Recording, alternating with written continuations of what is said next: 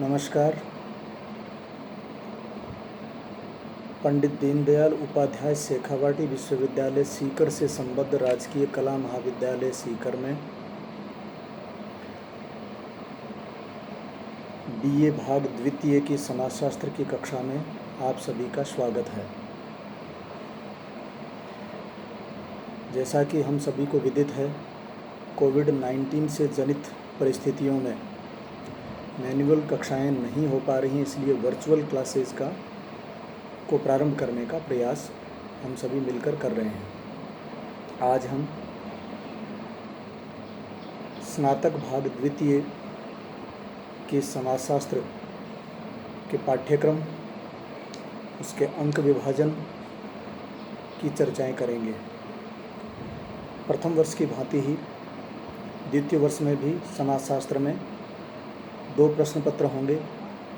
प्रथम प्रश्न पत्र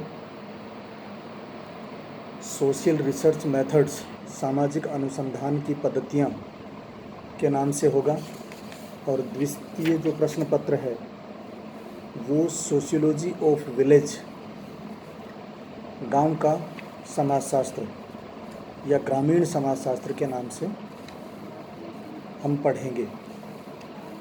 दोनों ही प्रश्न पत्र 100 अंकों के होंगे। पहले प्रश्न पत्र में और दूसरे प्रश्न पत्र में 2 भाग हैं। पहला भाग जिसमें 2 प्रश्न हैं 40 अंकों का, और दूसरा भाग जिसके 3 प्रश्न हमें हल करने हैं, 6 प्रश्न आएंगे उनमें से, वो 60 अंकों का होगा। प्रथम भाग में प्रथम प्रश्न के 20 उपविभाग हैं। एक नंबर के 20 उप प्रश्न हैं जिनकी उत्तर सीमा 20 शब्द रखी गई है। दूसरा जो प्रश्न है उसके 10 उपविभाग हैं, अर्थात 10 उप प्रश्न 2-2 अंकों के समान रूप से होंगे और उनकी उत्तर सीमा 40 शब्दों की रखी गई है। दूसरा भाग जो है प्रश्न पत्र का, उसमें 6 प्रश्नों में से 3 प्रश्न करने हैं। पूरी पुस्तक को 3 भागों में, 3 सेक्शंस में, 3 खंडों में विभाजित किया गया है। हर सेक्शन में से 2-2 प्रश्न आएंगे, दोनों में से एक को चयन करके उसका उत्तर देना है, वो 20-20 अंकों का होगा। इसी प्रकार का अंक विभाजन प्रथम वर्ष में भी था और इसी प्रकार का अंक विभाजन द्वितीय वर्ष में भी है। जिस प्रथम प्रश्न पत्र की हमें चर्चा करनी है आज, उसका नाम है सामाजिक अनुसंधान की पद्धतियाँ। समाज किसे कहते हैं,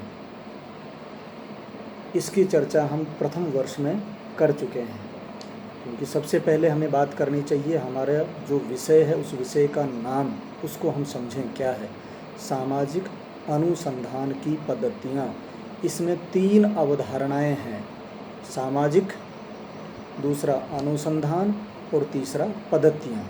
तो ये तीनों क्या क्या हैं? सामाजिक से अभिप्राय जो समाज का है, जो समाज में है वो सामाजिक है। समाज के बारे में हम प्रारंभिक चर्चा दोबारा करें तो जैसा कि मकीवर एवं पेज ने कहा है, समाज सामाजिक संबंधों का जाल है। ऐसे ही हम ये कहें कि ये जो सामाजिक संबंध हैं, ये संबंध सहयोग के, संघर्ष के, प्रतिस्पर्धा के, समायोजन के, सामंजस्य के, किसी भी प्रकार के हो सकते हैं। तो एक व्यक्ति जब दूसरे व्यक्ति से संबंध स्थापित करता है और वो संबंध सहयोग, प्रतिस्पर्धा, संघर्ष, समायोजन, सामंजस्य से संबंधित होते हैं, और इन संबंधों का एक जाल बनता है, एक व्यक्ति के दूसरे के साथ, दूसरे का तीसरे के साथ, तीसरे का पहले के साथ, पहले का 5वें के साथ, ऐसे ही 5वें का फिर पहले के साथ, फिर पहले का 7वें के साथ, ऐसे ही ये श्रृंखला लंबी चलती है। और जिस तरह से एक जाल होता है, वेब होता है, उसकी तरह ये गुम्फित हो जाती है। तो हम ये कहते हैं कि समाज सामाजिक संबंधों का जाल है। और इस समाज के अंदर जो कुछ है समाज का है उसको हम सामाजिक कहेंगे। ये पहली अवधारणा का सामान्य परिचय। दूसरी बात हम करें अनुसंधान, रिसर्च। अनुसंधान दो शब्दों से मिलकर बना है, अनु जोड़ संधान। संधान का मतलब होता है खोज करना, जांच करना, ढूंढना, या हम कहें अंग्रेजी में रिसर्च। सर्च जांचना, री बार बार। तो जो तथ्यों को बार बार खोजना, पहले से प्राप्त किए गए तथ्यों के आधार पर जो निष्कर्ष निकाले गए हैं, जो नियम उपनियम बनाए गए हैं, उनकी पुनर्व्याख्या करना, दोबारा खोज के द्वारा उनको सिद्ध करना, उनके अंदर किसी तरह का संशोधन करना ज़रूरी हो तो, अगर वो वर्तमान समय में सही नहीं लगते हैं जांच के आधार पर, तो नए नियम उपनियम सिद्धांत बनाना। तो सामान्य रूप से अगर हम अनुसंधान की बात करें तो समाज से संबंधित नियमों, प्रत्ययों, सिद्धांतों, उपनियमों, पद्धतियों को प्रतिस्थापित करना, और इस प्रतिस्थापित करने की जो प्रक्रिया है उस प्रक्रिया को हम अनुसंधान का नाम देंगे। और अंतिम इसकी जो अवधारणा है वो है पद्धति। पद्धति कि जो हम जांच करते हैं, जो हम नियम बनाते हैं, जो हम उपनियम बनाना चाहते हैं, उसकी एक प्रक्रिया है, और इस प्रक्रिया के कुछ चरण होते हैं, और ये चरण स्टेप बाय स्टेप आगे बढ़ते हैं। तो एक निश्चित प्रक्रिया को हम पद्धति कहेंगे।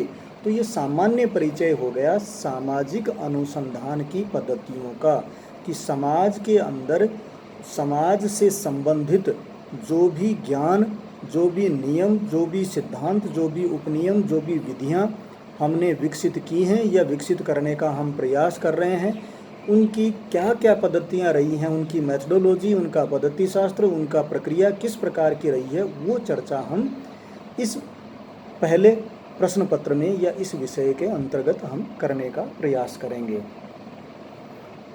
अब हम आते हैं जो प्रथम अध्याय है पाठ्यक्रम का, पंडित दीनदयाल उपाध्याय शेखावाटी विश्वविद्यालय सीकर के द्वारा निर्धारित जो पाठ्यक्रम है, उस पाठ्यक्रम के पहले अध्याय पर आने से पहले हमें ये बात भी करनी ज़रूरी है हमारे लिए कि हम कौन कौन सी पुस्तकों का इस हेतु अध्ययन करें। पुस्तकें कौन सी होनी चाहिए? पुस्तक कोई भी हो। सबसे पहले विश्वविद्यालय की साइट पर जाकर स्टूडेंट कॉर्नर से सब्जेक्ट सिलेबस मोर के अंदर एनुअल जो पाठ्यक्रम दिया हुआ है 2020 का, उसको आपको डाउनलोड करना है और उस पाठ्यक्रम को आपको देखना है। उस पाठ्यक्रम को कवर करने वाली कोई भी पुस्तक आप पढ़ सकते हैं। ऐसा भी हो सकता है कि पूरा पाठ्यक्रम एक से अधिक पुस्तकों से कवर होता हो। वैसे जो विश्वविद्यालय में जो पाठ्यक्रम निर्माण समिति है, उसने जो पुस्तकें सजेस्ट की हैं, उसमें जो अंग्रेजी माध्यम के विद्यार्थी हैं वो राम आहूजा की रिसर्च मेथड्स, और हिंदी माध्यम के विद्यार्थी राम आहूजा की सामाजिक अनुसंधान नामक पुस्तक जो रावत पब्लिकेशन से पब्लिश हुई है, उसका अध्ययन कर सकते हैं। इसके अलावा अंग्रेजी माध्यम के विद्यार्थियों की हम बात करें तो गुडे एवं हार्ट के द्वारा एक पुस्तक पब्लिश की गई थी 1952 में, मेथड्स इन सोशल रिसर्च। ऐसे ही पीवी यंग की पुस्तक है एक scientific social surveys and research. इसके अलावा पीटर मान की पुस्तक है methods of social investigation. Claire Selltiz, Marie Jahoda एवं उनके साथियों ने लिखी एक पुस्तक the theory and methods of social research. तो ये तो अंग्रेजी माध्यम के विद्यार्थियों की बात है। हिंदी माध्यम के विद्यार्थियों की हम बात करें तो एक तो राम आहूजा की पुस्तक हो गई सामाजिक अनुसंधान के नाम से। इसके अलावा सामाजिक अनुसंधान पर एक डीएस बघेल की पुस्तक है सामाजिक अनुसंधान के नाम से ही, और राजस्थानी हिंदी ग्रंथ अकादमी की भी कुछ पुस्तकें हैं सामाजिक अनुसंधान के नाम से, उसको पढ़ा जा सकता है। और एक पुस्तक है एम.एल. गुप्ता की, जिसका नाम है सामाजिक अनुसंधान एवं सर्वेक्षण पद्धतियाँ, और ये कमल प्रकाशन इंदौर की पुस्तक है। इसके अलावा गुप्ता शर्मा की पुस्तक है, उसको पढ़ा जा सकता है। हरिकृष्ण रावत की पुस्तक है, रावत पब्लिकेशंस की सामाजिक शोध की विधियाँ। तो ये कुछ ऐसी पुस्तकें हैं जिन पुस्तकों को पढ़ के हम इस विषय से संबंधित जानकारियाँ प्राप्त कर सकते हैं। अब हम बात करें जो ये विषय जो है अब सामाजिक अनुसंधान की पद्धतियाँ, इसके पहले अध्याय के बारे में हम चर्चा आज प्रारंभ करते हैं। पहला जो अध्याय है वो है फिलोसॉफी ऑफ साइंस, विज्ञान का दर्शन। जो संपूर्ण सिलेबस है उस सिलेबस को 3 खंडों में बांटा गया है, 3 इकाइयों में बांटा गया है। पहली यूनिट में 5 अध्याय हैं, दूसरी यूनिट में 4 अध्याय हैं, तीसरी यूनिट में 4 अध्याय हैं। तो पहली यूनिट का पहला जो अध्याय है उस अध्याय का नाम है फिलोसॉफी ऑफ साइंस या विज्ञान का दर्शन। इसमें ये समझाने का प्रयास किया गया है कि विज्ञान किसे कहते हैं। सामान्यतः विज्ञान शब्द हमारे सामने आते ही, कानों में पड़ते ही हम विज्ञान के बारे में क्या सोचते हैं, उसकी चर्चा इसमें की गई है। तो विज्ञान शब्द जैसे ही हम सुनते हैं, 3 तरह के भाव सुनने वाले के मस्तिष्क में, उसके जो वैचारिक प्रक्रिया है उसके अंदर आ सकते हैं। तो कुछ लोग जो विज्ञान से अर्थ लेते हैं, सामान्यतः वे इस तरह की अभिप्राय लेते हैं कि विज्ञान शब्द सुनते ही एक मस्तिष्क में कुछ काल्पनिक बिंब, कुछ छाया, कुछ चीज़ें उभरती हैं। जैसे सफ़ेद लंबा कोट पहने व्यक्ति, चश्मा लगाए व्यक्ति, प्रयोगशाला में लगातार काम करने वाला व्यक्ति, ज़्यादातर प्रयोगशाला में रहे जिसमें बहुत से जटिल उपकरणों से वो घिरा रहता है। उसके मेज़ पर अलग अलग तरह की फाइलें, पुस्तकें और कोई सहायक सामग्री वो पड़ी रहती है।